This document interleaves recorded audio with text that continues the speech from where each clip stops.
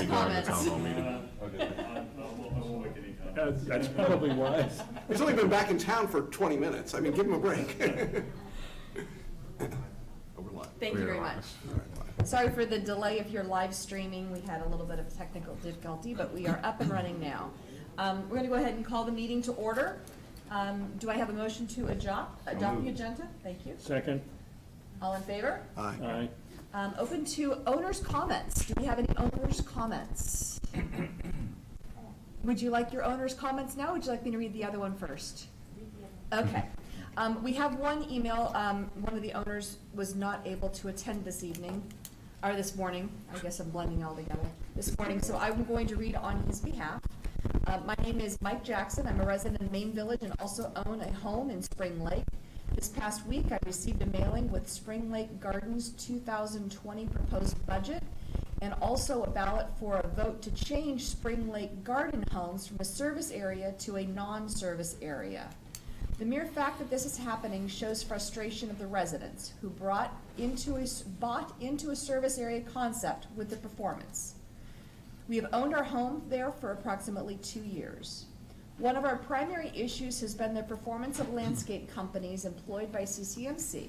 There have been a number of them since the inception of Spring Lake. The incumbent, Yellowstone, has provided notice that they no longer do the work, that they will no longer do the work for the contracted price. As stated in the letter of October 14th, management sent the contract out to bid. All of the bids came back at a higher price, and a new company called Omegascapes is the recommended landscaper, and using their bid price, the contract will go up by $80,900 per year. $80,900. In the proposed budget, the landscape management line will go from $96,300 this year to $179,115 next year, an 86% increase, or $82,815. $82,815. I have made a public records request for all of the materials rated to the bid process. I watched the diligence of the board as they put together the budget for CROA and found ways to mitigate most of this mid-single-digit increase. The impact of this landscape contract will result in a 48% increase in assessments for Spring Lake Garden homes. We need help. To put this in perspective, the monthly cost for a home will be $131.07 on a very small lot. My cost for the third party on a village lot is $120 per month. There is a factor of irrigation that has to be considered, but that too has been a constant source of frustration in Spring Lake. Many of us have asked for sprinklers to be turned down. There is a constant flooding of areas. I've had to put pavers from the sidewalk to the gate to avoid sinking into the ground. I've asked management and Yellowstone many times to reduce the sprinkler frequency. It is not like I can go to the garage and change the time of the clock. It is a system that I don't know where it is or have access. This weekend, for the second time in less than a year, we've had to go to call Duke Energy. Our power was shorting out. At least one phase and surging in at least one phase and surging inside the house. The same serviceman came out the last time. He had to replace the same connectors, replace some connectors because they were underwater and had failed. He indicated this was going to continue to happen and didn't know why we were required to put boxes underground while the cable companies are above the ground. If someone is in the wrong place at the wrong time, this could cause a tragedy. In Spring Lake, the development was built with no regard for drainage requirements that are in celebration. We all have ratios for pervious and impervious surface areas depending on the type of lot. To make them matters worse, the sprinklers are not regulated to control the amount of water. In fact, I don't think there are rain gauges, so sprinklers stay off if it has been wet in the area. I could be wrong, but I see no evidence of them. Then there's the type of grass used. I think Bermuda, which is very tight, low-growing type, similar to what would have been worked on a golf course green. You can imagine how the water just runs off, finding the lowest spot. Using St. Augustine, like most of the other community, would have provided a much more pervious surface to absorb the water. Thank you for your time and attention. Spring Lake needs your help. I'd like to ask that each of you make an effort to attend the meeting on October 28th at 6 p.m. for the budget review. I'm sorry I was unable to attend. Happy to meet to answer any of your questions or provide more information. Sorry for the length and my crappy reading. Vanessa, do you mind if I just add one thing real quickly? I know you're not going to discuss all those issues that were in that email today's meeting. I know that a lot of those will be addressed on October 28th, including the RFP process for the new landscape company. But I just wanted to add that when we did the RFP 3 years ago to replace Proscape at Spring Lake and throughout the entire community, we did have board members, liaisons that were part of that RFP process. I know Mr. Anderson was one of those and Paul Collins was the other board member. So the entire RFP process, how it was written, was all vetted through the board. This most recent RFP process did not include board members, but it was a last minute where we received notification from Yellowstone that they were no longer going to do it at the same price. So we were left with 3 months this year to try and find another landscaping company moving forward. But none of the landscaping companies or any of the contractors within Celebration are employed by CCMC. They're all employed by the CROA Board of Directors. Thank you. Any other public comment before we move on, please?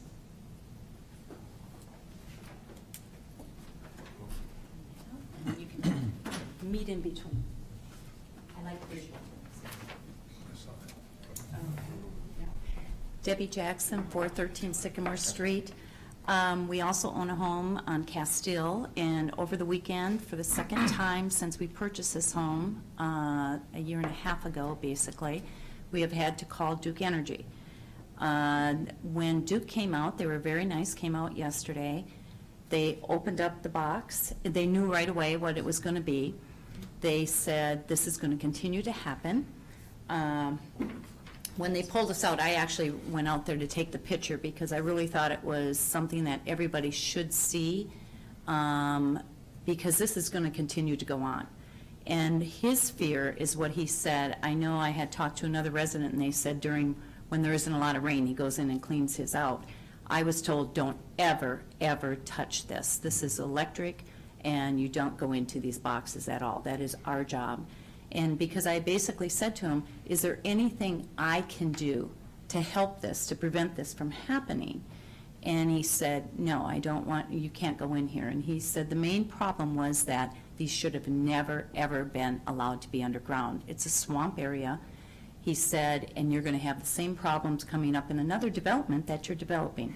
And we all know what he's talking about. Mm-hmm. So I would say going forward, please pay attention to this, because like he was saying, if somebody would walk, this sits right next to the driveway, if somebody would walk over there at a particular time, there's no guarantee that somebody is not going to get hurt, because electricity and water do not mix.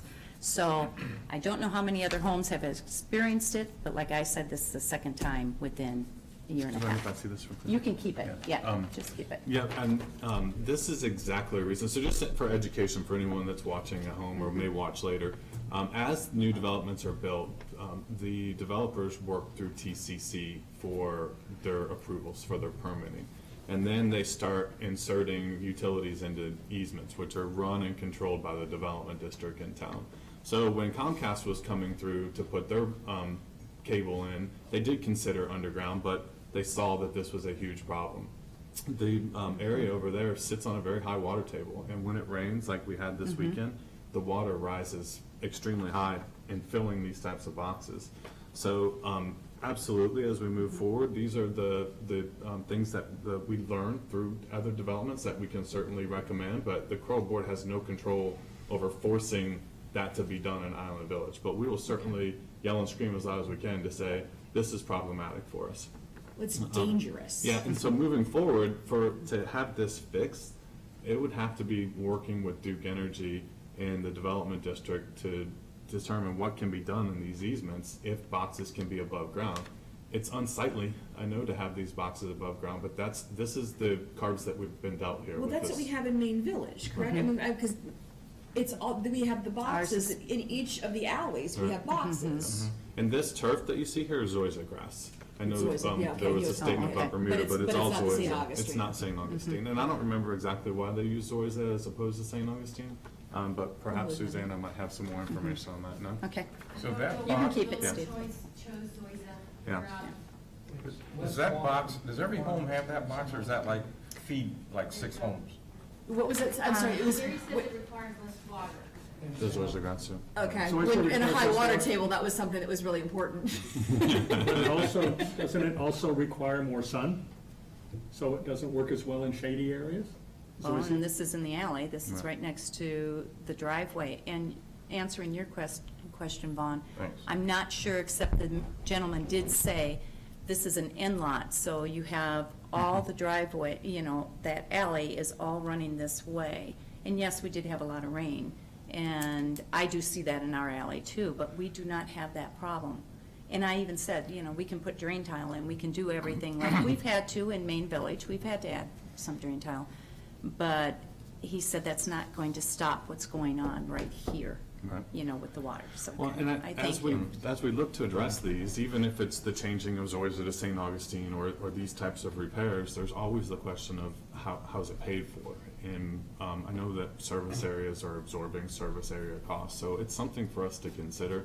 We can reach out to Duke and see if there are any other alternatives to this, but this is absolutely a problem there, and it's a huge issue for why there's so many weeds and lack of grass and other things that take place out in Spring Lake. And a huge concern going forward, if they're already talking about doing this for Island Village, it's a very big concern.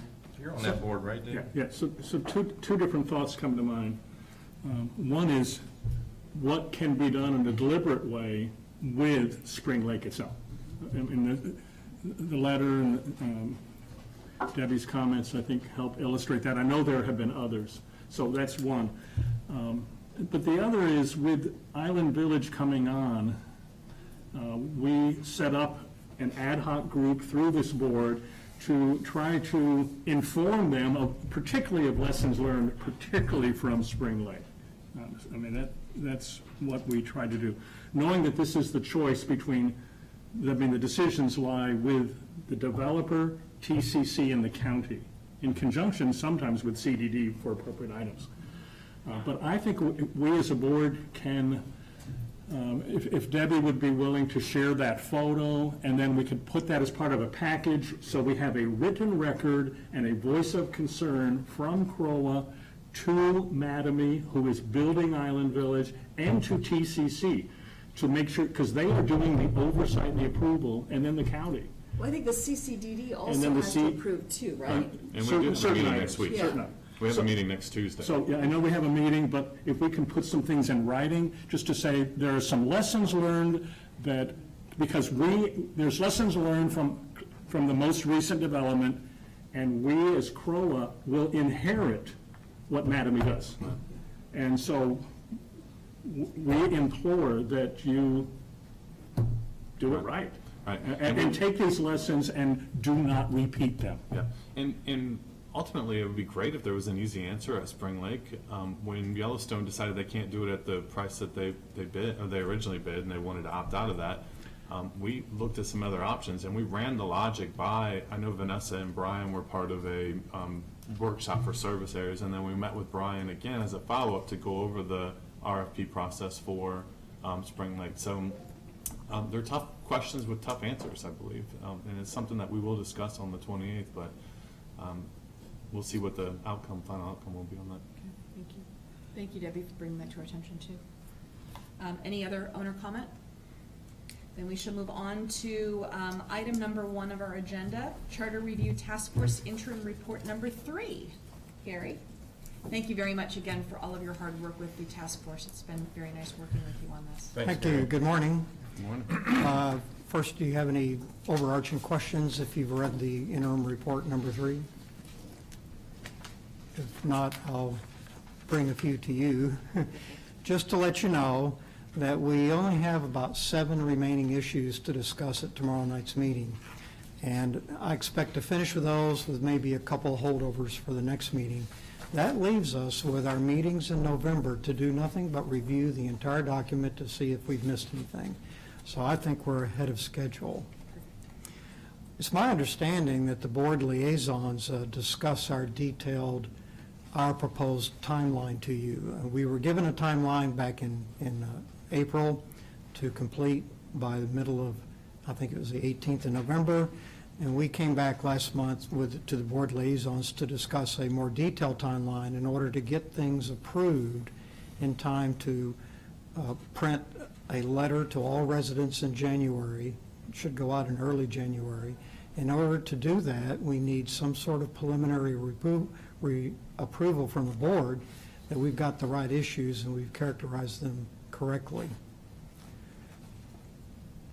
So we proposed this letter to go out in early January, which you've tentatively approved in the interim report number 1.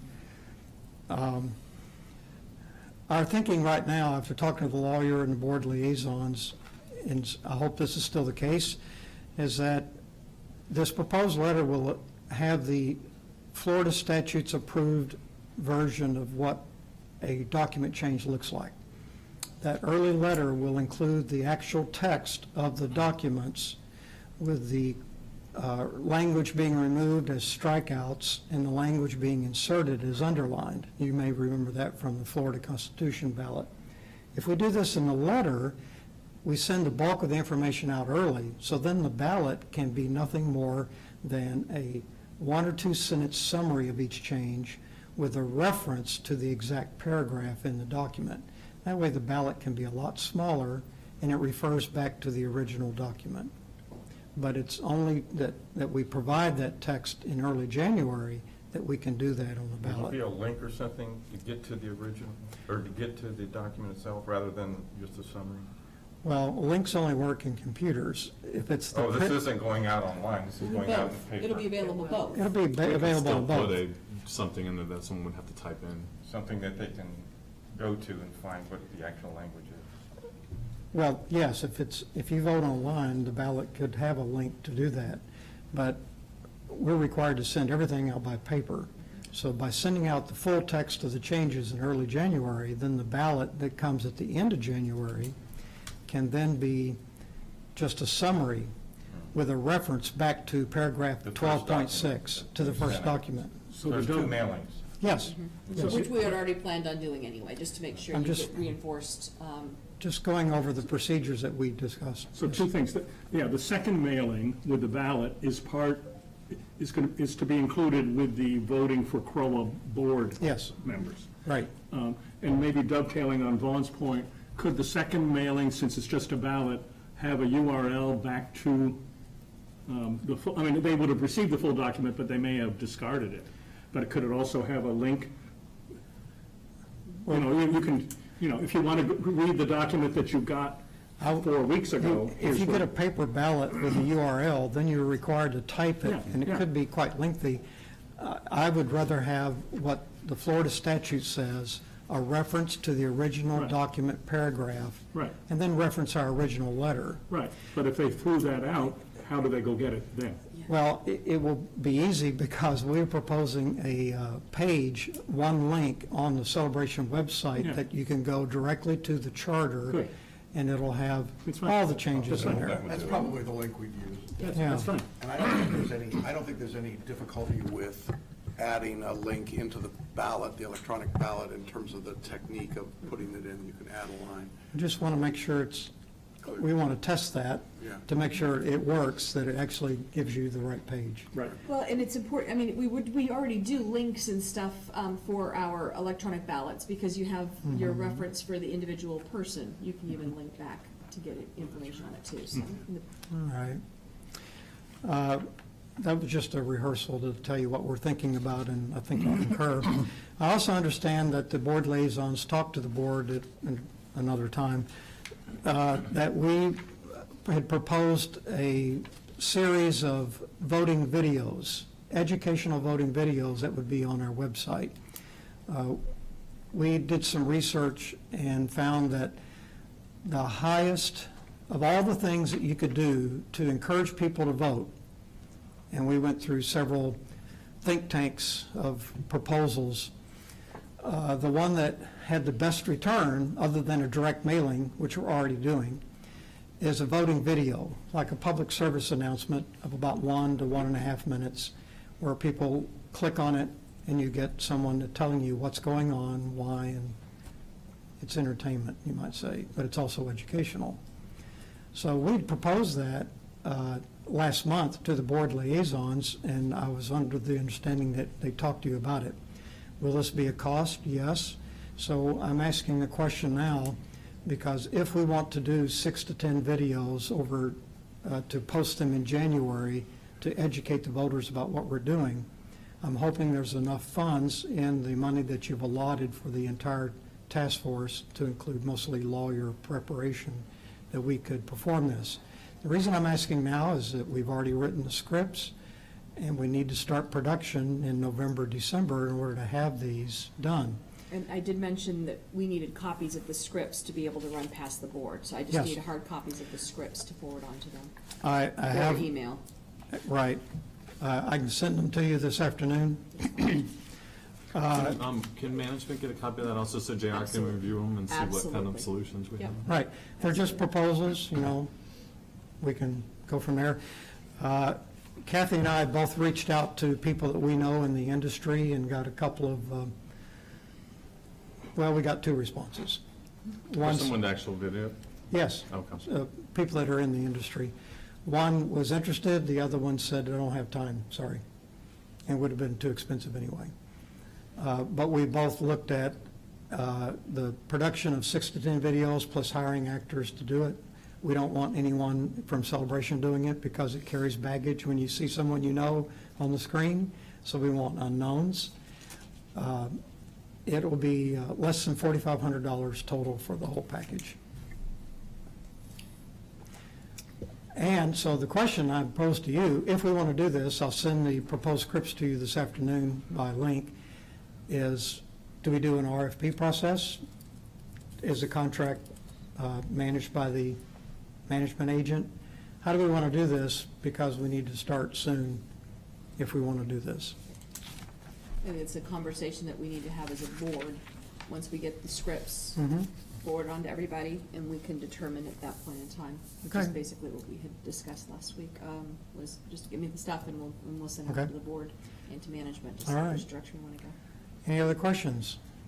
I do. Yes.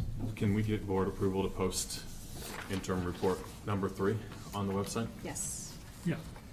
Everybody good with See that? 4 heads nodding, yes? Yep, Okay. yep. So we'll post that Okay. this afternoon. then. Perfect. All right.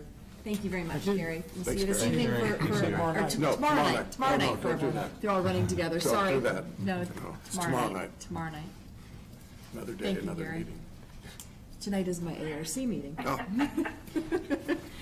Okay, did you have any questions at all, Mary Ann, regarding the charter review?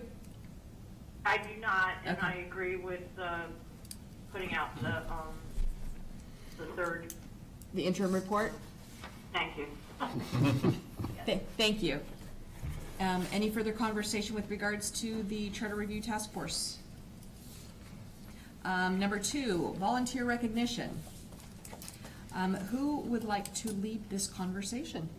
I think Do you David. mind if I- I'll start it. Can I just preface real quick? Yes. So volunteer recognition typically is, the volunteers for CROA are committees, task force, and board members.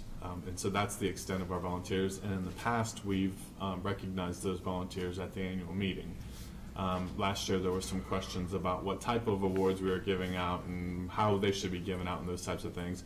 And one stands out in particular, and that's the Volunteer Hall of Fame award that I invented about 2 or 3 years ago. So I think we have 3 recipients of that award now. So we want to talk a little bit about how you want that award given, and if you still want to continue along with that award. David? So, yeah, it's just to help, that's a good start, but to also help frame this is, when we were having the discussion last year about the Volunteer Hall of Fame, we wanted to broaden the discussion, and that was the nature of this discussion. How do we recognize volunteers on an ongoing basis? You know, and some thoughts come to mind, whether it's some passive things, you know, like whether it's in the Celebration News, whether it's articles by them, the names of volunteers, whether it's on the website, But somehow, how do we recognize volunteers on an ongoing basis? You know, rather, I mean, there's nothing wrong with the annual meeting, that's great opportunity, but on a regular basis, there's a lot of hard sweat and good thinking, a lot of dedication, that I just would like to see us elevating volunteers. And just however we decide to do that. I know we have that in one of the board articles in the Celebration News, some recognition, but how do we recognize volunteers? And there are also volunteers, people who will speak up with an idea. I have an idea, you know, he or she's not on a committee, but they have an idea, they put it forward, that's a volunteer. You know, can you elaborate more on that idea? Someone spends a couple of hours, writes something up and shares it and gets some traction. How do we recognize that? How do we promote that? Go ahead, Mary, I'm sorry. Go, Mary Ann. Go ahead, Mary Ann.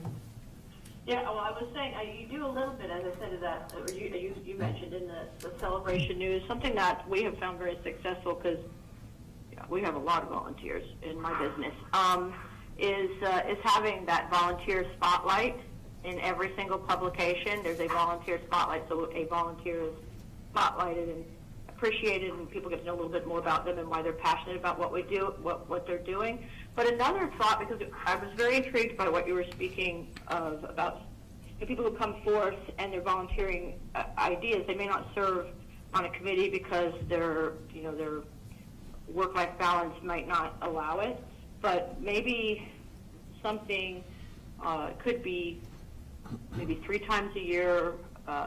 Then the 4th would be the annual meeting, where we have something that is low budget but could gather people. You kind of have this when you do town halls, but focus a little bit more on a idea exchange and volunteer appreciation, so you can get all those people that are interested in a room, and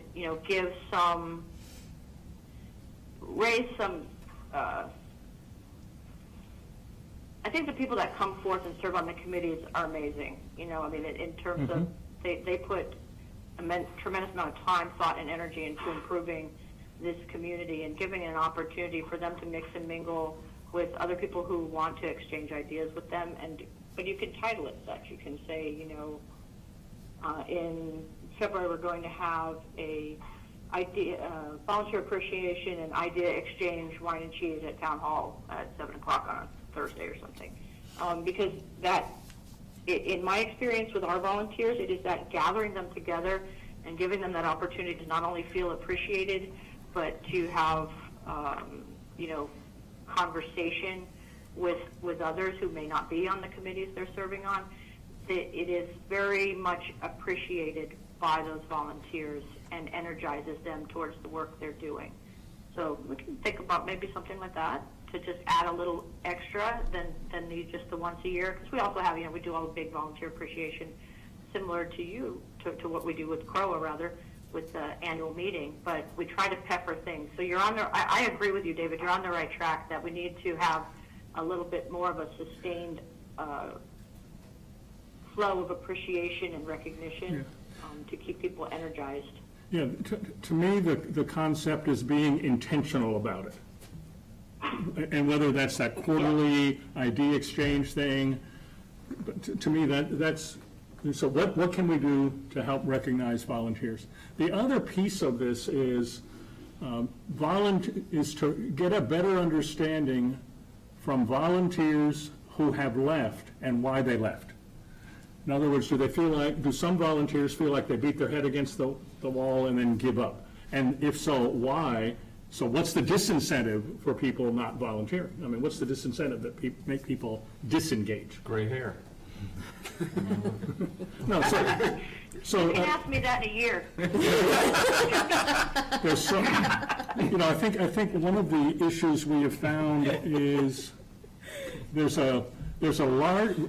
that there's a large pool and soon to be growing of residents. But there's a limited pool of people who actually step forward. If you look at the committees, who's stepping forward? I'm just 50 thinking, to 100. It may be difficult, like So Mary Ann mentioned having an individual recognition, and we have so many, it would take so long to get through to everybody, and maybe look at also doing a group recognition. Right. and- Yeah, and the hand- committee recognition. Committee Yeah, 'cause I recognition. think- Recognizing the ARC, for example, or And the and you can covenants. still mention everybody in the article, but Right. maybe just have a group recognition. Maybe we could get through people quicker, maybe tie it to a Founder's Day type of thing out at the park here, and cookouts or Or something. to different things, find different anchors across the year. Yeah. A couple of things I'd like to point out that we've brought, every time we've come back to the recognition piece, how do we recognize our volunteers? Many of them say, please don't just go get us hot dogs, right? Please, that's not what we're looking for. Right, right, I We know that. do this because we want to do this. Right, right. But I do think it's important to recognize, and I like Mary Ann's idea, is one thing that volunteers love to do is share their ideas. What can we do better? How can we do something? We're doing this well, how can we make it better? Or we're really selling short here, how do we expand that? And I think offering an opportunity for those idea exchange would be very beneficial. The other thing I think is important to recognize that people may disengage, but they're probably not disengaging from volunteering, they've just shifted where they're going. So I think that that's important to recognize. We have lots of volunteer opportunities when celebration. We have the schools, we have, we have, and new schools coming in. You've got, 2 brand-new schools that are they just keep on growing. Every year, they get bigger and bigger. In addition to our Osceola County schools, the K-8 and the Celebration High School. And all the foundation things with thriving and. Exactly, you lifelong. have the foundation, you have you have Rotary. We have a ton of opportunities here in Celebration that aren't just CROA. Right. So I think it's important that if we want to, as a CROA board, it's our responsibility to recognize our volunteers. But I also think it's important to recognize that just because they're not volunteering for us doesn't mean they're not doing something You're somewhere. doing something in the hospital or. Yeah, I Exactly. think that's a very good point. That's an excellent point, Vanessa. There's got to be a National Volunteer Day. There's a National Day for There, public service. there is, and, so maybe that would be something that we could then make a big day for, not just for CROA people, but for any volunteer. Recognize all Could volunteers. combine the foundation, the schools, maybe we can do a big, something big and fun. It might be an opportunity, just to recognize our residents that are doing things beyond just our homeowner association too.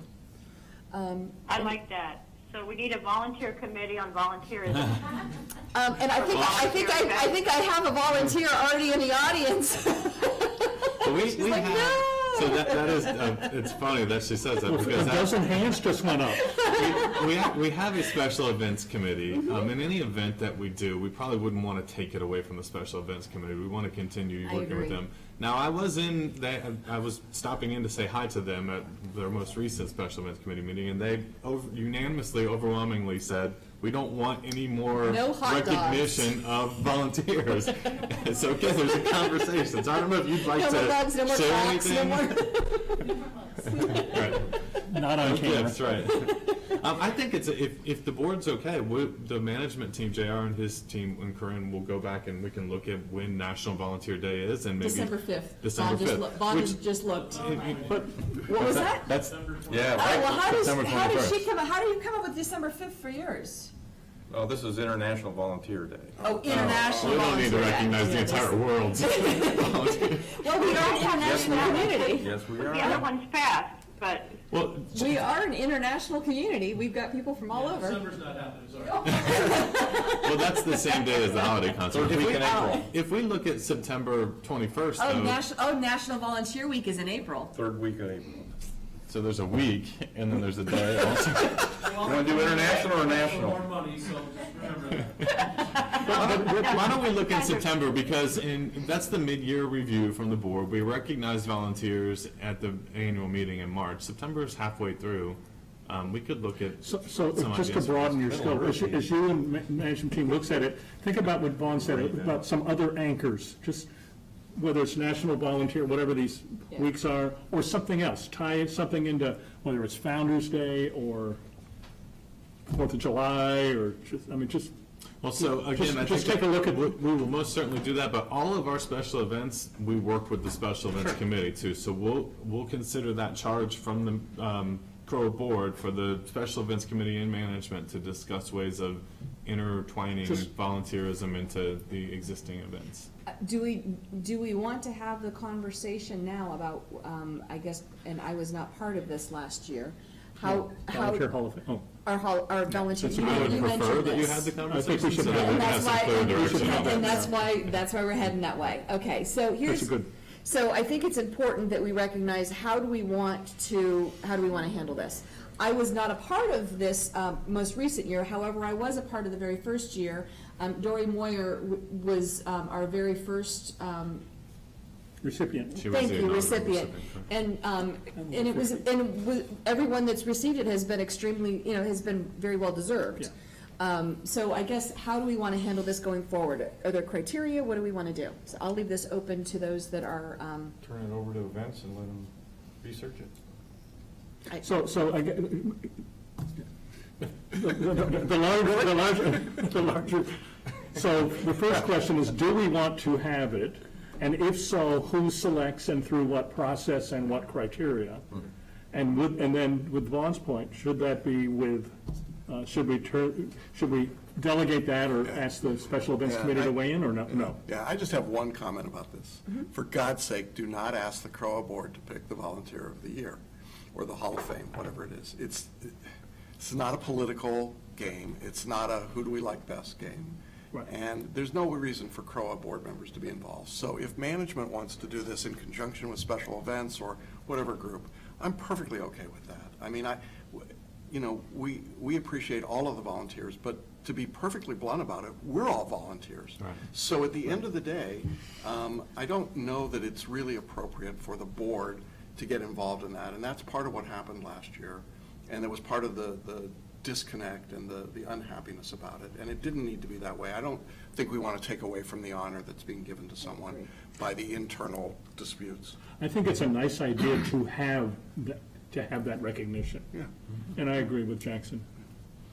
It can be a management award and just, Well, and I think the I mean, same CC. problem may occur if we get the Special Events Committee, because they're volunteers also. In fact, Right. the chair of that committee is the inaugural recipient of the award. I'm perfectly happy with management making that decision, personally. I go back to what Debbie said a long time ago, and Dory and others, and that is that I don't know a single volunteer that does it for the recognition. right. So it's really a way for the community to say thank you to someone who's been special in what they've done. Yes. And that, I think, management has a better overview of than any of us do. We see parts of it, we see sections of it, you see more of it.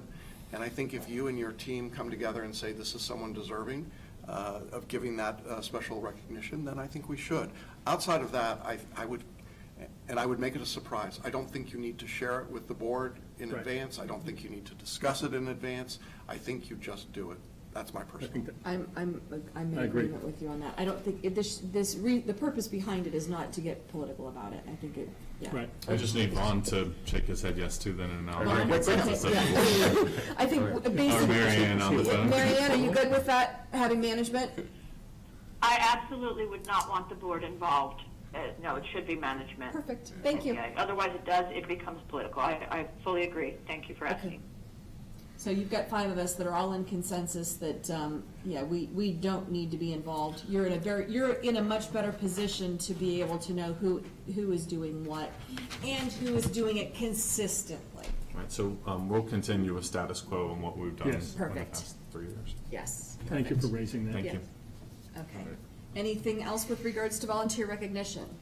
Thank you for our 2 volunteers that are in the, audience too. You all are very much appreciated. Very much so. Number 3, employee personal auto usage for CROA business. I can kind of set us up here with this. So as we were going through the budget process, discussions started coming out about employees using their personal cars and getting reimbursement for it. And then there was a second side to the question of insurance. So all the insurance information has been provided to the board through my weekly update, and I'll open that question if you have any other comments or questions regarding that. But we did budget money for the upcoming year to reimburse employees through CROA for any internal mileage, once they get to work, if they have to continue driving their own personal vehicle throughout the community. And CCMC has a form for that they fill out and turn in, and it'll be coded to the proper GL account. After the driving has occurred? Correct. Okay, that's a reimbursement form, not Reimbursement. not an authorization Right. form. Correct. What's the CAI position on this? Is this a best practice to ask employees to drive their own vehicles and reimburse them? Is it a best practice for employees to drive their own vehicles and not reimburse them, but indemnify them in case of an accident? I'm surprised we've gone this deep into our town's history and it has not ever come up. Well, I can't, Susan, maybe I'll speak on behalf of CAI, but I can just tell you my governmental experience. And typically, either there was a vehicle provided for you by the government agency, or you got a reimbursement. It was an either or. And there's a national average for reimbursement that's updated periodically, and we receive that, and we'll make sure the form reflects that. For me, honestly, I never put in for any type of reimbursement because it's not a big community, so it's such a small amount of driving, and it's just not worth the paperwork, in my opinion, to do it. If I don't want to drive my own vehicle or use my own gas, I'll just wait for a NEV or a truck to appear. Now, some can't do that. I mean, Todd and Susanna and Nikki probably have a little bit more driving around that they have to do, but I think the best practice is an either or. I think part of the reason why it hasn't happened in the past, and I'm just speaking just from, we weren't that big. We didn't have the boulevard. Right. Going from here to Artisan was the extent of your drive. Now, all of a sudden, you're extending that over onto the boulevard, and then eventually over onto Island Village. So I think part of it, to your point, is, to go a mile down the road, it's not worth the paper, it's not worth the time that you're filling out.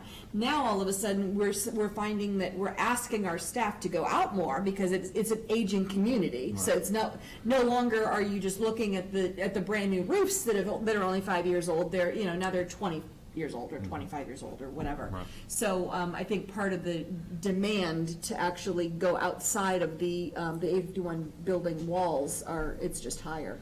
And we have had discussions with the board in the past about Just probably secondary. the future necessity of additional vehicles to help accommodate with Island Village, but we're not looking at that until probably 2021 before Right. that'll be a necessity. Okay, go ahead, Mary Ann, I'm sorry.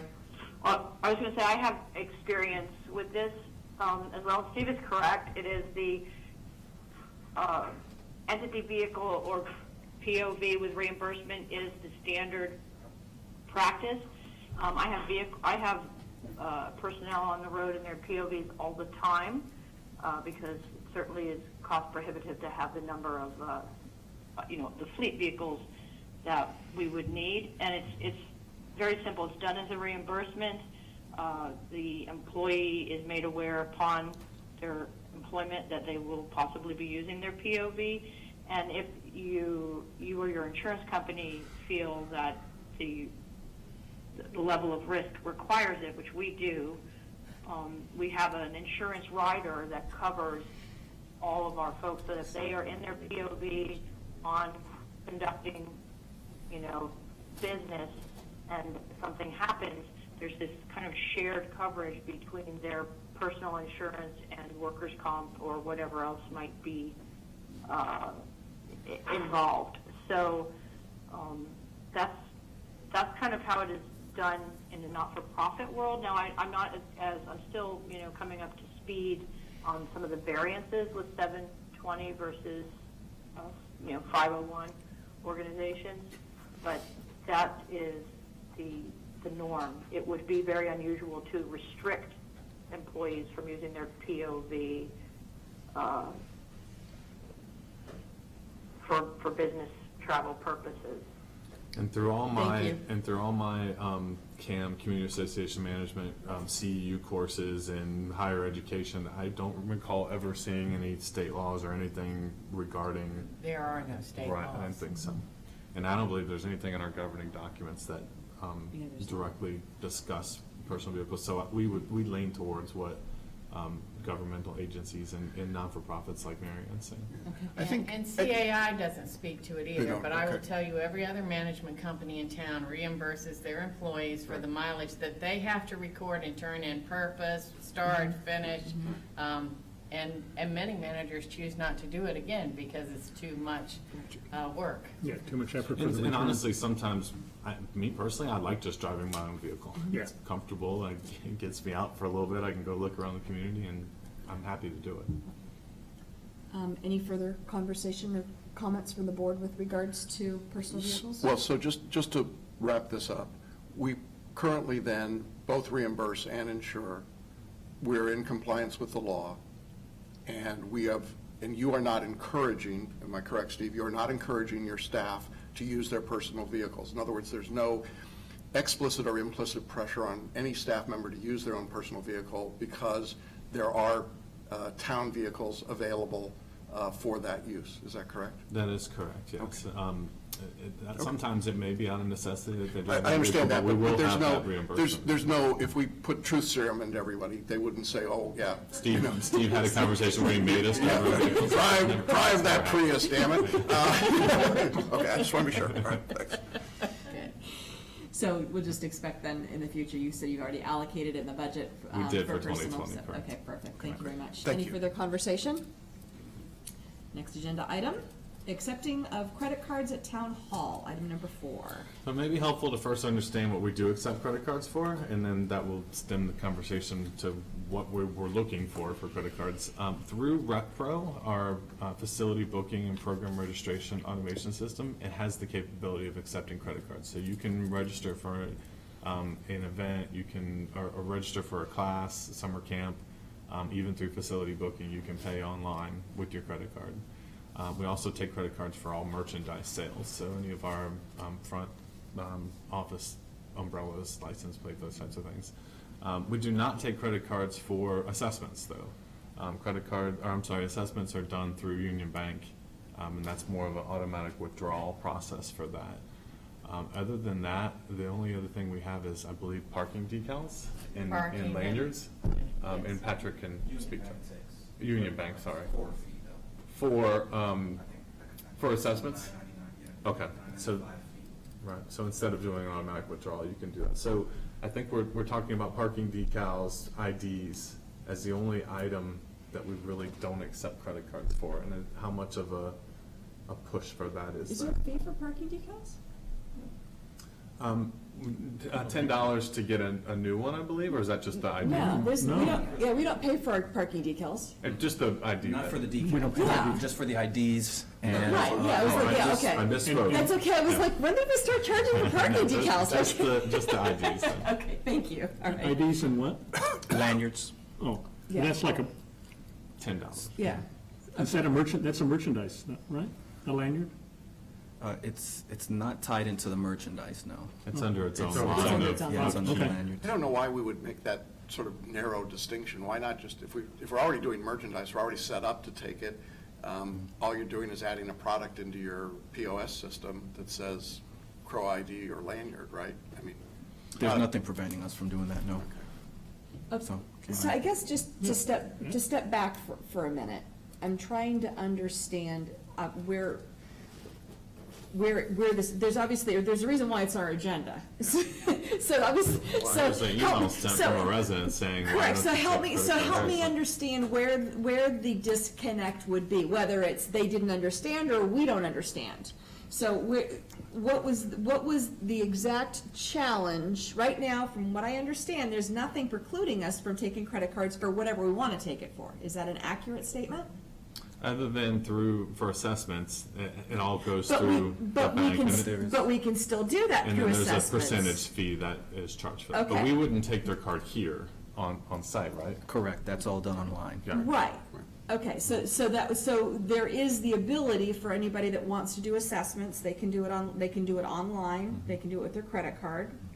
The fact that there's a fee is not our issue. Well, It's someone's a gotta bank. pay the Yes, credit card exactly. fees.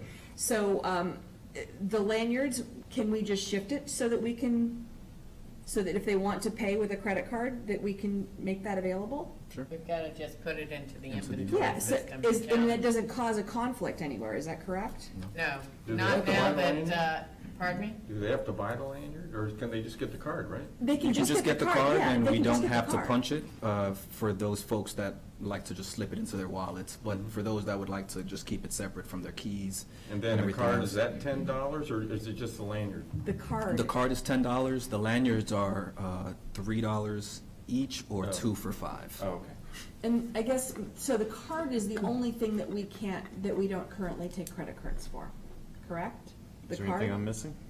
The card and the lanyard. Well, but no, But the lanyard could be moved. we Well, I fixed think the we can- lanyards I think we fixed. can, in this conversation right now, we'll add the lanyards and the cards to the POS system, and then everything will be under a card when we. But I do guess- it. I don't know The if we can question- add the lanyards, because it's gonna come up under the cost of sales for equipment.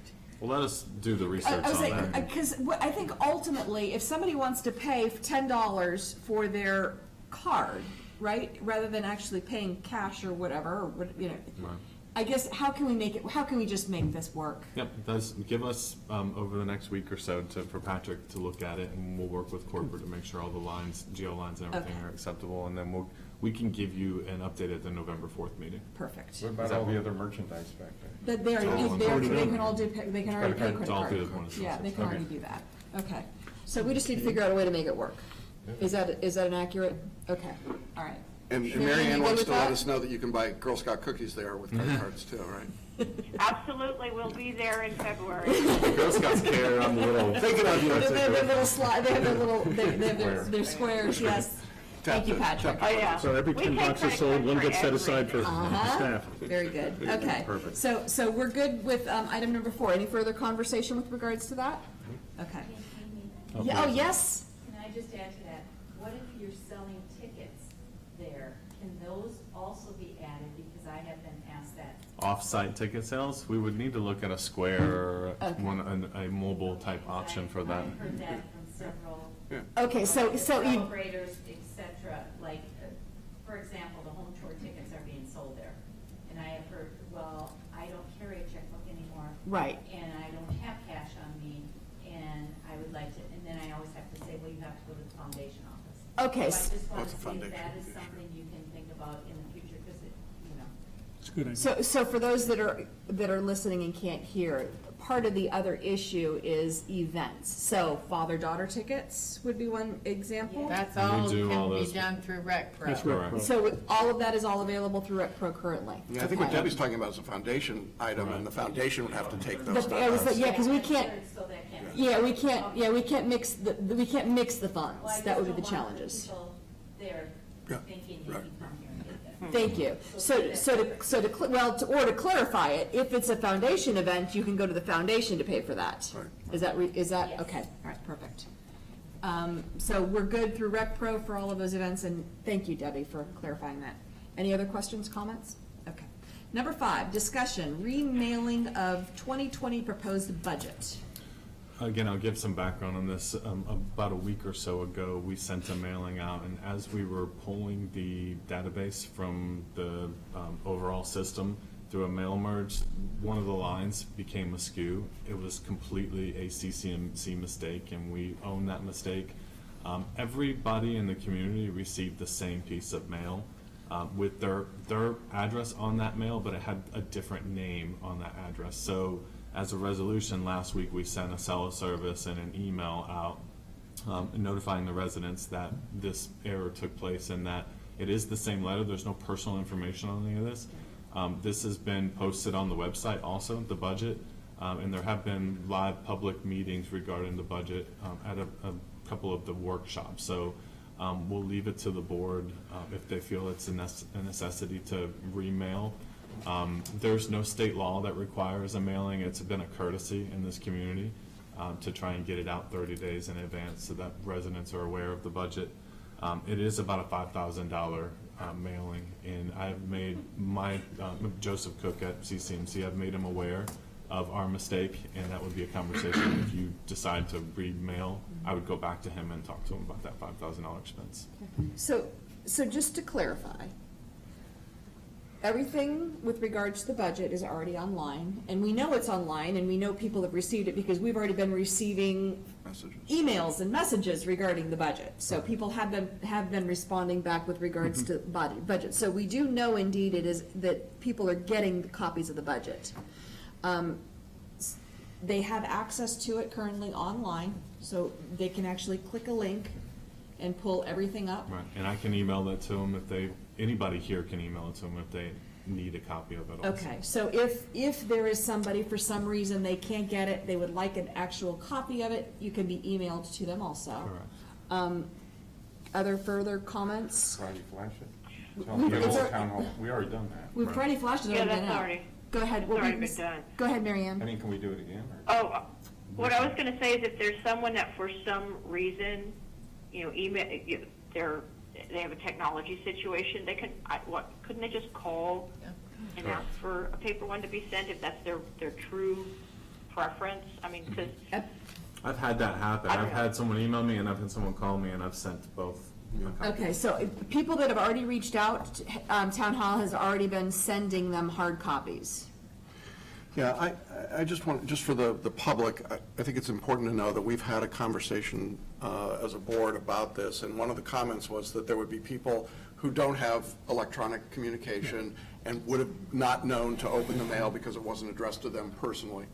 I think that while that's valid and we would like 100% participation in this, the reality is that if someone is genuinely interested in the budget, God knows why, but if they were, and they wanted to know the detail of the budget and they hadn't received it or seen it, they would know that this is the time of the year, and if they had never watched a meeting and never heard anything and never looked at the Friday Flash and had no communication at all, in this community, it's likely that they would say to their friends, "Did you hear anything about the budget?" And then they would be enabled to go and get it. We're not keeping it from them. If CROA had to pay this $5,000 versus CCMC, I don't think for a minute that we would say that was a good use of our funds. Now, I would like to hear what we're going to do to make sure this doesn't happen in the future, but I think it almost becomes punitive to ask CCMC to remail this as a way of saying, well, you did something wrong and now we're going to make you pay. And I appreciate the fact that you're willing to do that, but I'm not sure that that's really, at the end of the day, what does that really accomplish? We're talking about perhaps a handful of people in the entire community who might or might not be interested, and to me, that's overkill, so. Yeah, the audience that I am concerned about is those who are not electronically connected. I do not think it's wise for anyone, for any group, whoever's paying for it, to remail the entire thing. The only thing I would consider, and I don't know if I'm endorsing this, but the only thing I would consider is a discussion about a postcard to all residents that says, this is just an idea, I don't know if it's a good one. Did postcards go out before? We will be, once this is approved, this budget's approved on November 4th, proposed to be approved, then we will send a postcard out, because that is state law that requires us to send out a notification of the actual budget. This was just a proposed draft budget that they could review. Could that postcard have some indication that if you did not see the proposed budget, here's where you can find it? It'll link you right back to the budget, absolutely, so that residents Again, can go but see for the it. non-electric, non-electronic. Well, whatever. I'm back to those things in spring, like, okay, but you know, The people who are not all connected those to people that email. don't use that electronic Twitter mail. Get off my Twitter. Get off my Twitter. Could we refer them to Town Hall to come in and Yes. see a paper copy Yep, of the there's, budget? yeah, Is that there's it? language in that postcard that okay. will say, if you need us So to that send may it to be you, the we can way. send it to you. Because this was a that's- courtesy mailing that has been historically done. Right. Right, we just want residents, it's been a best practice to inform residents that they can give you their comment and their feedback, or show up at that meeting that you're gonna be voting on it, and come give their feedback. How much is a postcard mailing compared to? Do you know off the top of your head? Well, probably less than half the cost. 30, 40. Right, but it is budgeted to do the postcard immediately after the budget's approved. So, and so just as another sidebar, so JR, Celebration News, I mean, we got music. So Celebration News is way long gone for November, just to clarify, thank you. But we can put it through every other meeting, through cell service and through an email, Well, through you did Friday that, Flash. you did that. Yeah.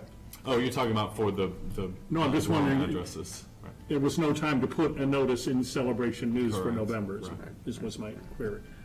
Okay, so just to clarify, we have been putting out notices through Friday Flash, through Cella Service was put through, There was a cell service and there was an email. and then it's available on our website currently. Correct, yes. Go ahead.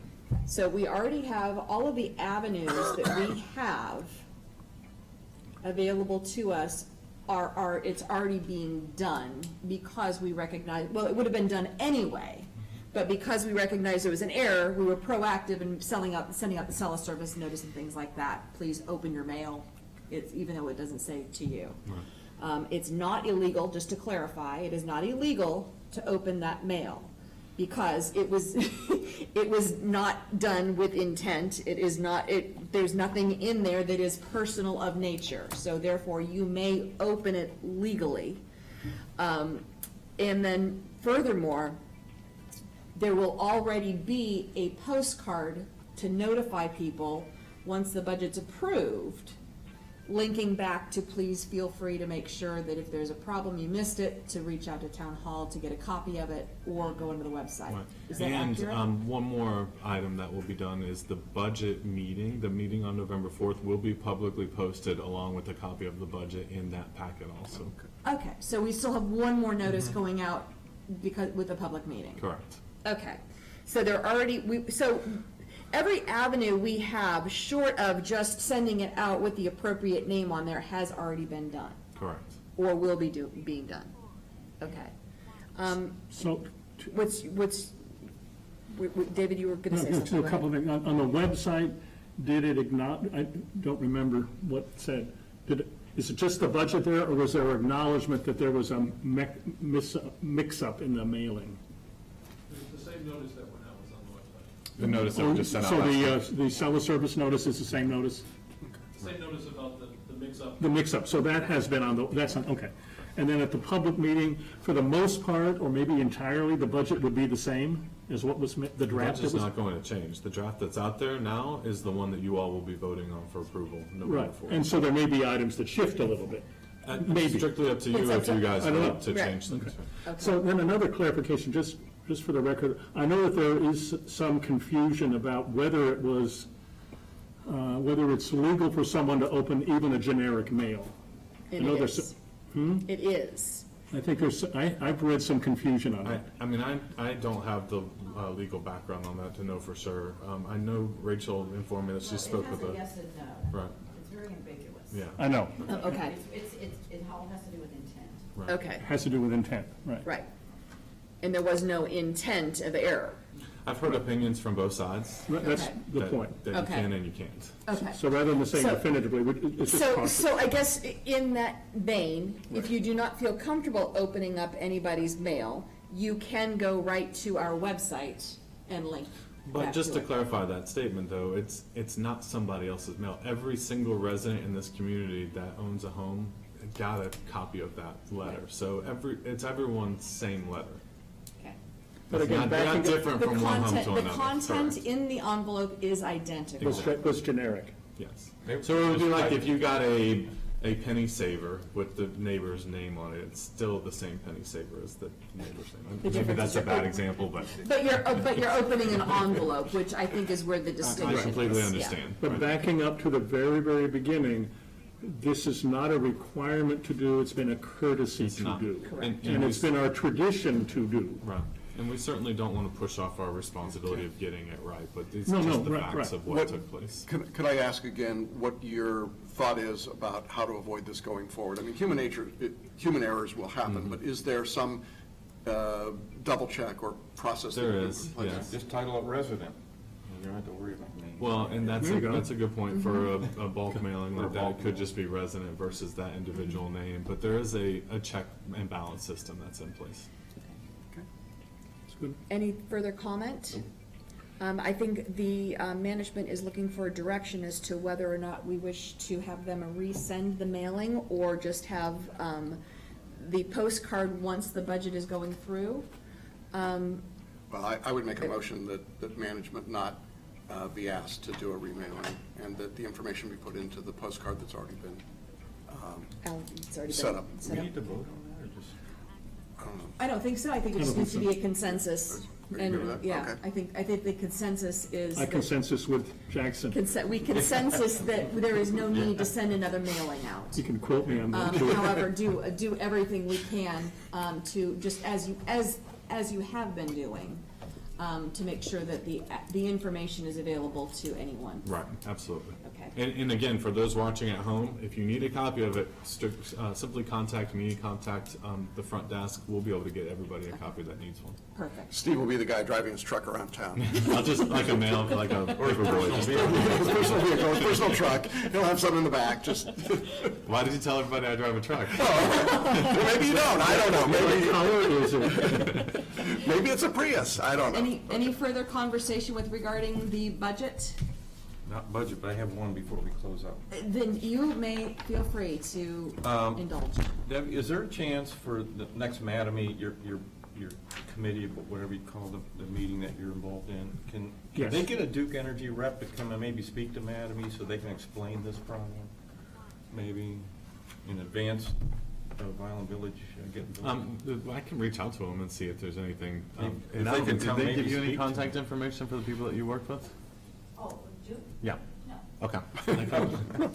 It'd be like, Well, I don't know if it'd be helpful or not. I think it's I helpful. think you just, you just call Duke. They'll I'm have it sure, all on record. I would say, I'm sure they would just have the address that was called to, and they would have the information with regards to the I'm the thinking more detailing. putting MADAMI on notice. Going back to the earlier discussion, I think it's important that we have this in writing. That ideally, your photo will be helpful, if you would forward that maybe to Steve. I think, I'm sorry, And Mr. then to Hamilton. put this in writing, and then we do have meeting minutes that we share from the prior meetings. So there's a whole new management team Right. at MADAMI, 3 new people. Yeah. And so we met with them, 2 weeks ago? So they're meeting minutes that are just, I don't know if they've been fully finalized, but then they get shared. And we'll make sure that this gets part of the next meeting minutes, right. so that it's, and then I It's think on the we can record. put it on the agenda for a future time to, make sure that they are talking with Duke and that this isn't replicated. Well, And it's we not need to just- figure this problem, we need to figure out this problem. Yeah, Well, This is that's a something- separate- we have to This do is an Spring Lake issue. It's problem. not just power, though. No, It's it's- going to be anything in the utility easement that Yeah. goes underground. But I just want to say this, though, too. While this is a problem that we're seeing in Spring Lake, we don't know for a fact that there won't be enough fill dirt, or that those islands out of Island Village won't be high enough without this. But we certainly want to make sure that they're Yeah, well we do. aware that this is a Right. problem in one of Right, our other areas. exactly.